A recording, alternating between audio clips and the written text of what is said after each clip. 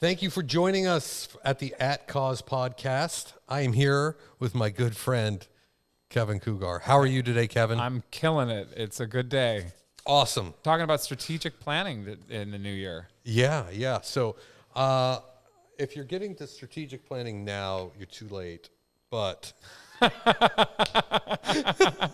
well, I think there's always 2024. There's always 2024. No, I don't think it's ever too late. I think the first time I ever did strategic planning for the next year was in February, right? Like, I was like, oh, I guess I should do this. Time to write some ideas. Some ideas, totally. So we just came off of, well, not just in October, the end of October. It feels like just. Right? But it's been, 2 I know, months. because I have assignments from that meeting, and all of a sudden they became due, and I was like, that was not as long a time as I thought it was going to be. Kevin. TikTok. Yeah. October went fast. Yeah. Last quarter went fast. So, we came off of our meeting. So just to give you a little background of what we do or how we do it, we use Traction, entrepreneurial operating system. And it's based on a book called Traction, right? Mm-hmm. And we've all read the book, the management team. So there's 6 of us on the management team. And we follow this retreat. So we go away, stay at the same house, like in the woods, cabin in the woods. And this was Kevin's first time. This was my first one. So I haven't asked you this question. Was it too much? No, it was just enough. It was just enough. It was just enough. Well, it was 3 nights, right? 2 nights? 3 nights. It was 3 nights. And there was... with seeing the executive management team in the wild, as I say.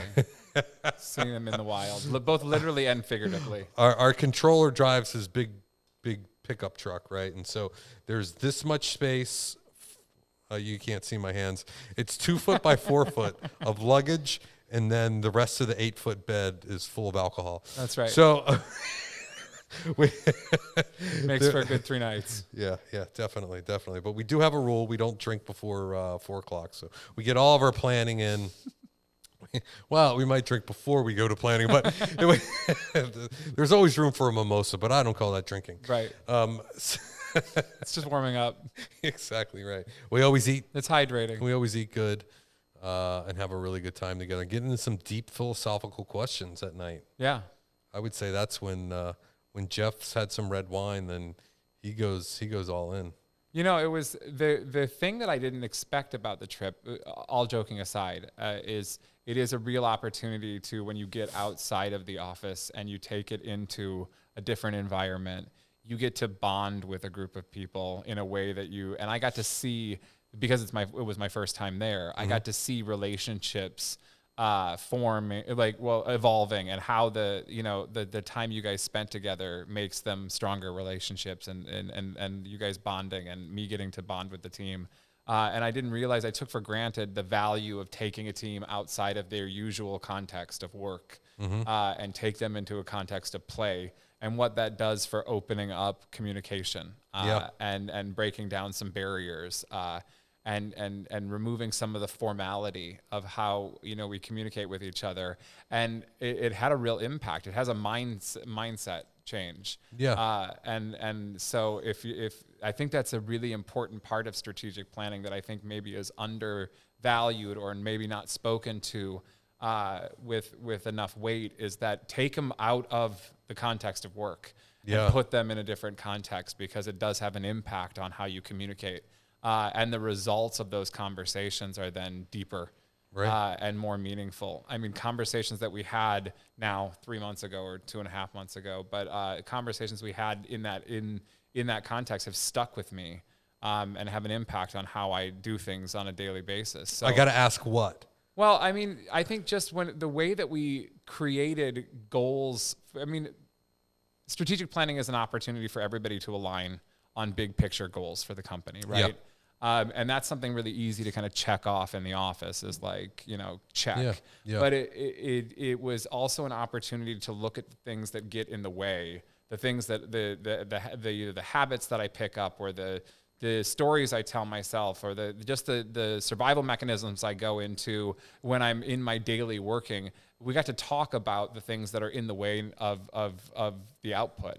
And strategizing for ways around those kind of blockers or barriers. And so when setting what we call rocks, because we use traction tools, and I got to not only set the rocks, but then look at strategically, like, talk to other people who have to take on rocks as well, and figure out how to work that into your working life, because it's the working on the business, right, not in the business. And that's really easy. That's the crux of it, right? Is that, like, when part of your brain is supposed to be working on the business instead of in the business, but you're so used to putting 90% of your time into deliverables and outcomes, that you have to train and practice to pull yourself out of that. Yeah. And strategic planning is a really good opportunity, not just to set the benchmarks, but then talk to other people about how you can meet those. Yeah. And I got some rock solid advice from the whole team. That's awesome. That's awesome. So that gear shift, that mindset shift, it reminds me of, one of the guys that's been instrumental in who we are today as a marketing company and he worked at the printing company as well, Raphael Montalvo, and he has two sides of the brain that work extremely well, and he has a creative and a very technical mind. Mm-hmm. And so he's talked to me about this at length about, he has to be in that zone of creative versus technical, right? It's either you're not going to get, if you try to pull Raph in the direction of being creative and being technical in the same hour, it's just not going to happen. Yeah. It just doesn't happen that way. And so removing yourself from, one situation to be fully there, fully, what's the word? Fully present. Yeah. Fully present in that moment, I think is, very important. Yeah. It's very important. I mean, it is the time and effort that it takes to steer the ship. The inertia that is going when you're in a creative process or when you're in a technical process. Right. And then the expectation that, like, hey, I can just jump out and move into this other frame of mind. It's not that way. Yeah, it's not that way.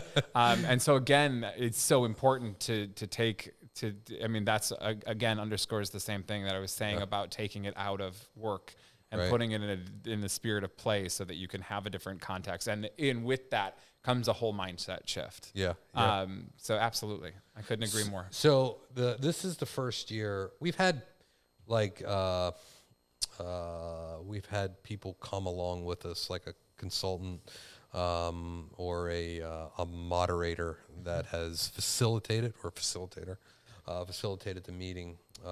However, this year we didn't do that, and we spent the money instead of that. We spent it on really having a coaching session beforehand. Yeah. Right. So tell me what you thought of that, because that was the first time we've ever done it.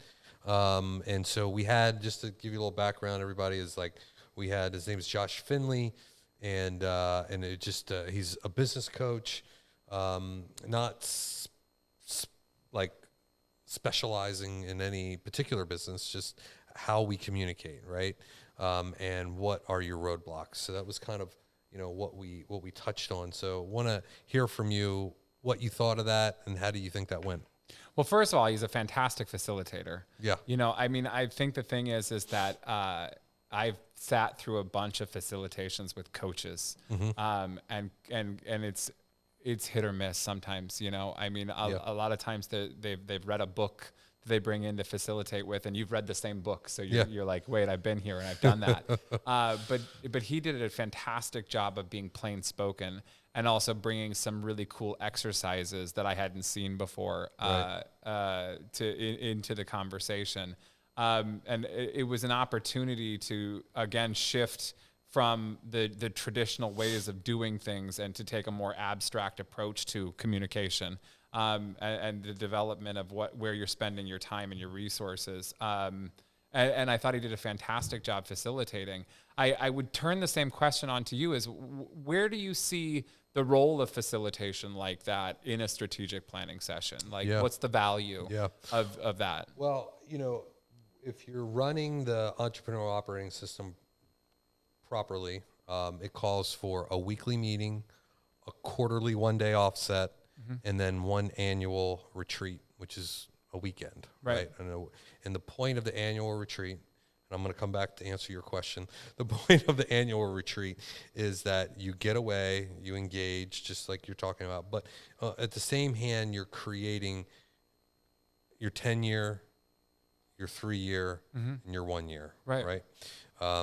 You're revisiting your core values.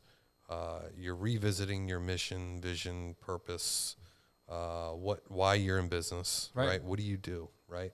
And then coming away with 1 year goals, and that's just not revenue goals. It's part of it, but it's not at all it. Right. They're really impact goals, and then we come away with, what do I need to do in the next quarter to achieve my annual goal? What parts do I have to play? And it's divided amongst the team. So that's the structure of and why we meet.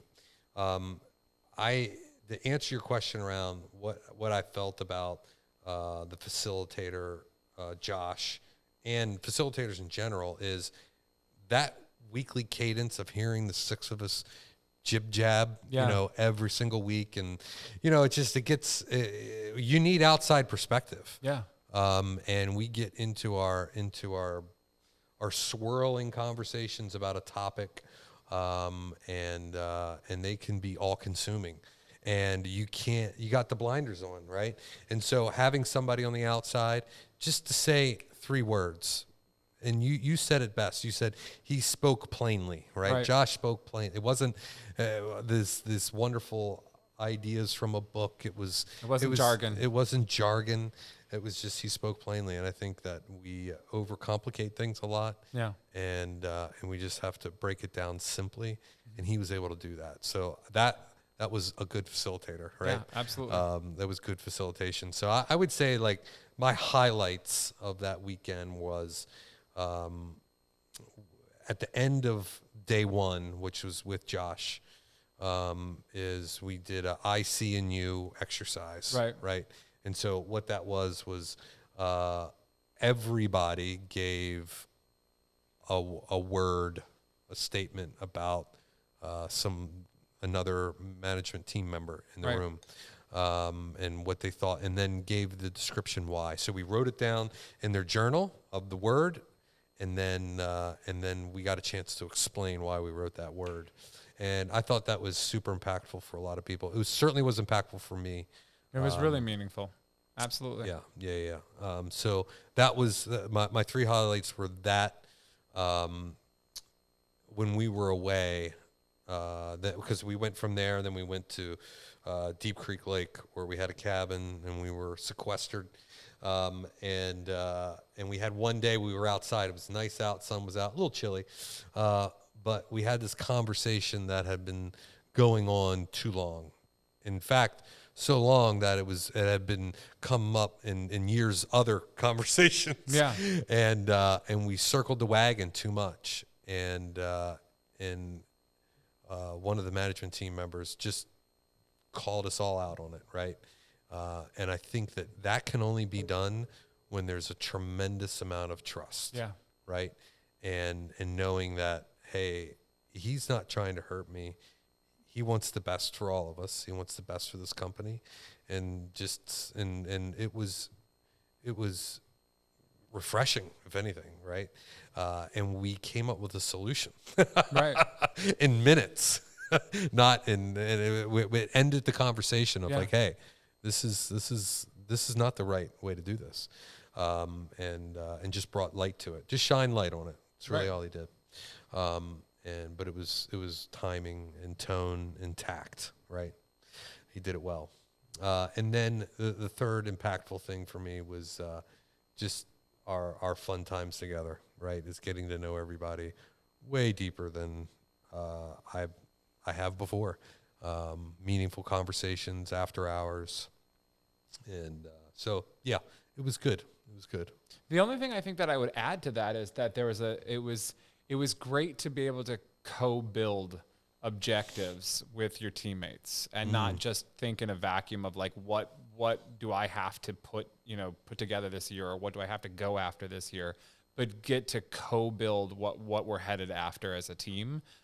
There's a certain amount of ownership in that when you've built it as a team, Yeah. when you've looked at the objectives in that way, you've had a voice in what's being created. I wholeheartedly agree with you that there were relationships built in a stronger way than I think it would have happened in the office setting. But I think getting to be able to build objectives side by side was super, super valuable. Definitely. And I think it makes it more fun to go after those objectives. And so I'm looking forward to what the next, quarter, next year, whatever you want to say, what it holds. So Amen. Me and too, that's man. the value of strategic planning. Definitely. So Traction Tools, check it out. There's a couple books written by the author, and his name escapes me right at this minute. But it's been how we've been operating and doing our planning for about 7 years now, and it's served us well. So check it out. If you have questions, hey, reach out. Nelson@fullsail.media. Happy to answer any questions. And make sure you follow us at fullsail.media. And thanks so much for tuning in. Kevin, thanks for being here on the podcast. My pleasure. Absolutely. Everybody subscribe here? and like. Subscribe and like, yes, please. Thanks for joining the At Cause podcast. We'll see you next time.